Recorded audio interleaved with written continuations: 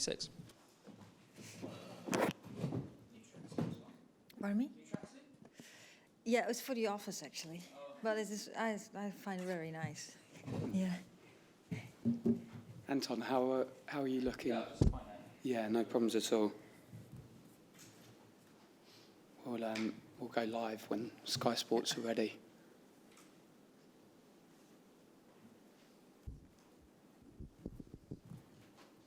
Okay, I think we're good.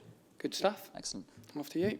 Sarina, lovely to see you. First squad of 2023. Look, obviously, it's not just the Arnold Clark Cup, it's a World Cup year. How important is this squad in the build-up to the big tournament this summer? Yeah, well, I'm happy we can bring in some more players. I think mostly this tournament is very important for the preparation for the World Cup because we play 3 matches in 8 days. So we can see lots of players, lots of combinations. We can try out some things. And we need that information to get prepared for the World Cup. So I'm really happy. And yes, of course, we have to manage the load a little bit too. Talk about the players that are in the squad in a moment, but I want to ask you about some of the players that aren't in the squad. First off, let's start with the one we knew who wasn't going to be in, which is Beth Mead. Have you spoken to her? How is she? Is there a chance she could be fit for the World Cup? Yeah. Well, of course, she had, besides her knee, other kind of issues. Of course, her private situation was very hard.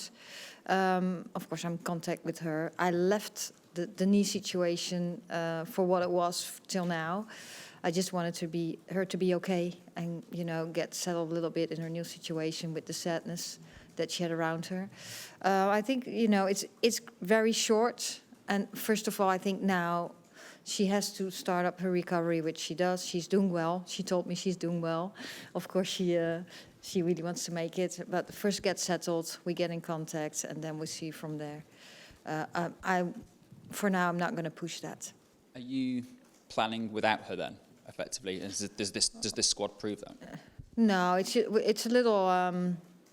That's a little early to say, but I don't want to push it. She has had so many things going on in her life that I don't want to push it at this moment. And we'll see, you know, how her recovery goes, how her rehab goes, and then, you know, we'll sit down at a point, and that will be very shortly. And then we look at the future a little bit. But I don't want to look too much forward right now because she just comes from a very hard situation. January was a fascinating month in terms of transfers in the WSL. We saw some players move, like Jordan Nobbs, Bethany England, Lucy Staniforth, all saying a big reason for that is because they want to be in the England squad. Yeah. None of them are in this England squad. Why is that? Yeah. Yes, I think, you know, they're competing for selection. Lucy was a little further ahead, but of course we keep an eye on her too. But they're competing for selection. We had these conversations with them all the time, and I think they're in a good place. They move to clubs and they're playing a lot now, and they can improve their game. They're getting settled in a new situation too, and I think that makes it good for competition. But you can't control what your competitors do and what choice I will make then, together with my technical staff, and that's the situation they're in right now. And we can at least see now, okay, where they're at, how they are improving, what their situation is. And then we combine. We look at what does the competitor do, and then we make a choice. So yes, it's good they get minutes, but it's that makes their position better, but it doesn't guarantee that you're being selected. They have to compete with the other ones too. You talked about combinations and minutes and rotation. Is it going to be difficult for them to make it into the squad for the World Cup if they're not playing in these games in February? Well, I make other choices now. So, yes, it's difficult, but it's for other ones difficult too. There's some young youngsters are again in the team, and they have to prove themselves. Well, everyone has to prove herself. But we're going to try out some things and see some more players that we might not have seen a lot before. And after that, we'll make up again. And everyone has to show consistency in their performances. So it's not set in stone now. But it's, of course, a big step forward because we played 3 games. It's the first call up for a while for Laura Coombs. Why have you decided to go for her? Yeah, she's done really well with Man City. She has shown so much consistency with Man City, and every time she has a very good contribution to the team. She's in midfield, and she can also play a little higher, and she can play a little deeper, which I think we need a little bit more of that in the balance of our midfield. So that's why I chose to pick her. And finally, this is the first time I've spoken to you since FIFA confirmed the World Cup will be a 23-player squad. You've named 26 players here. I know you advocated for a 26-player squad within the talks before the World Cup draw. I know quite a few coaches did. Why do you think FIFA have decided to go with 23 players, especially coming off the back of a men's tournament which had 26? Yeah, well, I think they chose well, that's the message it chose with talk to stakeholders, and not everyone was convinced that 26 would be a solution. I'm disappointed about that, but we have to accept that decision also. I don't think with going with 26 that would prevent injuries. I think you'll just have more opportunities then to balance load a little bit ahead of the tournament when you're already going to Australia, and you have more options when players would get injured. Yeah, the decision had been made now. That's the way it is, and we just take it from here, and then it's with 23. Is it disappointing, though, not just from a footballing perspective, but from an equality perspective as well? Well, it's disappointing because I think at this stage, after what we have experienced the last years, that I think it will be beneficial for the team. Thanks, Anton. We'll take questions from the floor. Yep, we'll go to Emma first. Hi, Sarina. Just sort of going back to the January transfer window, obviously there was a lot of talk about Alessia Russo and her transfer speculation. Have you spoken to her about that, and do you have any concerns that, you know, she might have perhaps been distracted by all of that kind of, you know, transfer speculation talk? Yeah, well, yes, I have spoken to a couple of players, and also spoke to Alessia. I don't think that you could see that she was distracted. I think it's another thing that improved, that's developing in the women's game. That's a big topic. Where she was now the subject of. But I went to the game last Sunday, and I don't think she was distracted. I think she was just doing her job and very motivated to play a good game. Yeah, and obviously you've chosen 4 goalkeepers for this squad as well, with Emily coming back in. What was your thinking behind that? The thinking behind is that we have Emily does well. She starts a lot at Everton. Is a talented goalkeeper, and we wanted 4 to see how they also relate to each other. In some training sessions, and of course we have 3 games. And it also has to do, you know, with the development of Emily. And Sandy is in it. She doesn't play that many minutes, and we also want to see how that goes. Yeah, do you think that's really important? You sort of touched on it before when you were talking about Lucy and Jordan. But players actually going to get regular game time, is that something that's really important for you when you're selecting an England squad? Yeah, that is important to get playing minutes, because then at least we can see them, and it's not totally black or white, because, you know, we want, first of all, quality and consistency, and you can show your qualities when you play a lot. And of course, you know, when in a certain amount of time a player gets less playing minutes, then of course you take that for granted, because you don't take for granted, but that could happen. But when it's for a long period of time, then it becomes hard. So then when you're competing for selection in our team, that makes it even harder, because how can you then show your qualities? So yeah, that's what we talk to about players, what situation they're in. Thanks, Sarina. Thanks, Emma. We'll go to Dom. Hi, Sarina. Hi. You've got your captain, Leah Williamson, back for this break. How much are you looking forward to being able to work with her again, and also have her leadership skills to count on for the tournament? Yeah, well, I'm looking forward to meet the whole team. And I'm very happy she's back. First of all, she's a very nice person to work with. And yeah, it's good to have your captain back, and the quality she brings in the team on pitch and off pitch. And it's not only for her, but yeah, what I said, I'm happy to start working again with the team after I haven't seen them for about 3 months after the November camp. So I'm really excited to get started again. Well, you saw some of them at the Sports Personality of the Year Awards. Yeah, well, yeah, that was fun too. But now we're in a football environment, and I really like to start playing football again. Yeah, fair enough. The other thing I'd like to ask you about is when we spoke to you in December at Wembley, you were remembering the Arnold Clark Cup last year, and you said that after the draw with Canada and Spain, you turned to the players and you said, what would we like to do now? Would we like to risk going and trying to win the trophy and get one under our belt before the European Championships or not? And you said that they were all in that camp. How are you going to kind of look at the tournament this time? I mean, you've now won 2 trophies, including the European Championships. So ahead of the World Cup, does it more become preparing for the tournament in the summer? Yeah, that was last year too. We were really preparing for the European Championships while we're playing the Arnold Clark Cup, and then of course we did really well. We won it, and we go, and when we start a game, we always want to win.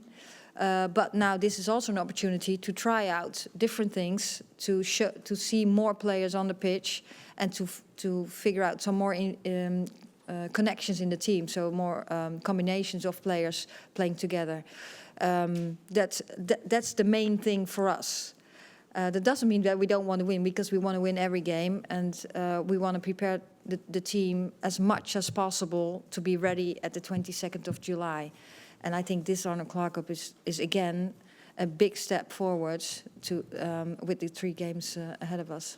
That's probably one reason, I assume, then, why it must have felt extra special to actually win the tournament last year, because you did try new things out and still won the trophy.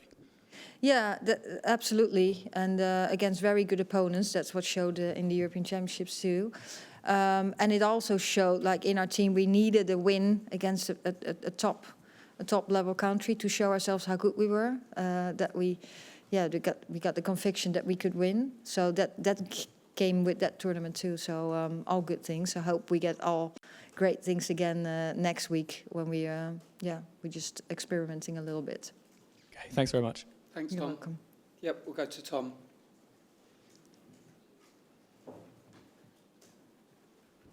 Thank you. Hi, Sarina. Just Anton was talking about the squad sizes. I just wanted to go back to that and ask you a bit about the kind of what that might bring in terms of competitiveness, because there'll be players who maybe look around the squad and will know that not everybody can physically be able to get into the World Cup squad. So do you expect that will bring in an element of extra competitiveness in this camp as people look around and fight for places? Yeah, well, maybe it brings some more anxiety.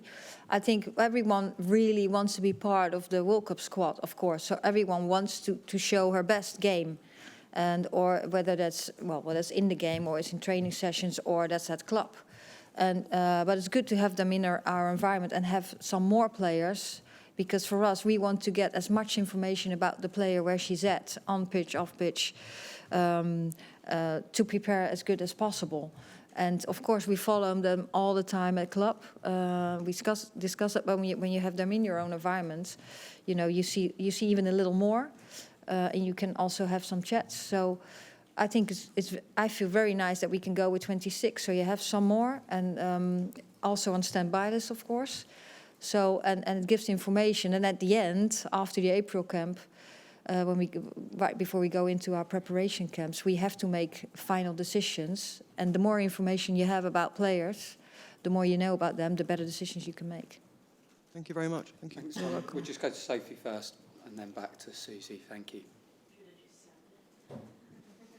Hi, Sarina. You said that you want to sort of set the tone for what comes next with this camp. I'm just wondering how you do that. I mean, you've had, I know you don't like to look at sort of the stats and everything, that's what we do, but you've had a great run since taking over and you know, winning a lot of games, scoring a lot of goals. Is it just about keeping the momentum going from when you've come in, building off of last year, or saying this is a new year, we've got new players, we've got new options, we've going into a tournament we haven't won, or how do you set that tone, really? Yeah, I think the players have set the tone themselves all the time too. So, you know, the question about competitiveness, there has been competitiveness all the time. So it's about the situation. It also says things about the depth of the team, that everyone in the team, or that's really like on the list with the squad and standby list, they get very close to selection, and everyone really wants to be part of the World Cup squad. So they will work hard and do everything to make that. Set a new tone, I don't think that's necessary. the players who have been at the European Championship and we won it, we will always cherish that. But the world after the European Championship changed a little bit. Well, maybe a little more than a little bit. And we have to adapt to the new situation. I think we are favorites. We have been favorites for the European Championship, and we will be one of the favorites for the World Cup too. We have to be aware of that. We are, but we want to improve ourselves too. We know we can do better, and we're not just at the our top level. We all think that we can do even better, and that's what we're working on again. And this is a step again next week to show, and also to try to improve our style of play, and again. Also get more information about more players, where they're at this moment. And you said that sort of the world changed a lot after the Euros and there was a lot of expectation on England, especially as the home team, and with a new coach who had success at the tournament before as well. There's even more expectation now since the Euros, and going into the World Cup, people are saying who could win it, and said England looked like favourites. How, as a coach, do you manage sort of the mental side of that for players who have that more pressure, even if they're sort of used to it being professionals? This could be sort of the most that they've experienced for England. Yeah, I think that pressure was already before the European Championship, because then everyone said we had to become champion too, and I was thinking, okay, why would we become champion? Well, we are really good. I knew we were really good, but we had never won a tournament before. So I think that pressure keeps going. And we have to bring it back. We want to perform at our highest level too. So at the end, we just have to bring it back. What do we have to do to make the chance of winning games as big as possible? And that comes to playing well, doing your best, doing it together, and as an individual, do your task as good as possible. And we as a coaching staff, we're trying to make all the things around us, just make it a little smaller. So what do we actually have to do to play as good as we can to make the chance of winning as high as possible? And just one more quick one. No Gabby George in this group.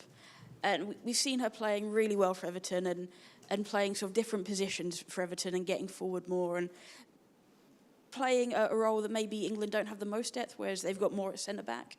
Maybe you disagree, I don't know. I was just wondering what your conversations were with Gabby, and if she is in the group, where you see her starting for England, or how she can be useful for the group.